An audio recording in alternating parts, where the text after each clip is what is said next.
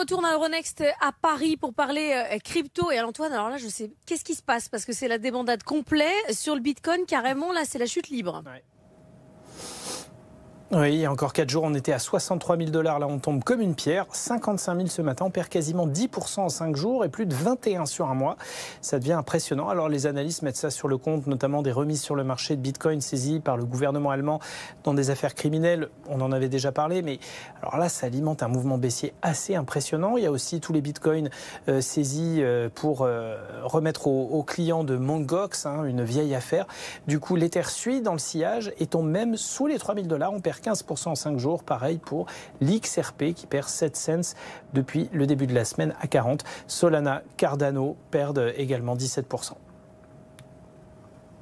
Bon, c'est compliqué pour les cryptos. Il y a une petite actu marrante, insolite au milieu sur un jeu vidéo qui est commencé sur Telegram et qui va émettre des bitcoins ou des cryptos.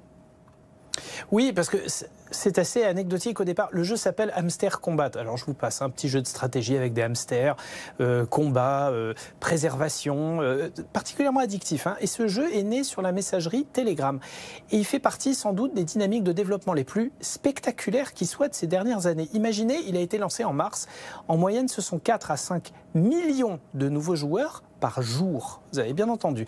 En 73 jours, Telegram dénombrait sur ce service 100 millions d'utilisateurs mensuels réguliers et on est, selon le patron de Telegram, Pavel Durov, à l'heure actuelle à 239 millions d'utilisateurs en 81 jours.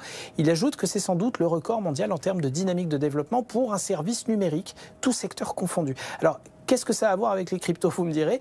Bientôt, Hamster Combat, effectivement, va disposer de sa propre crypto, comme d'habitude, pour acheter des skins, des caractéristiques, avancer plus vite, etc. Elle sera minée sur Ton, la blockchain développée par Telegram, et bénéficiera à son lancement d'un airdrop. Vous savez, ces lancements avec mise sur le marché gratuite.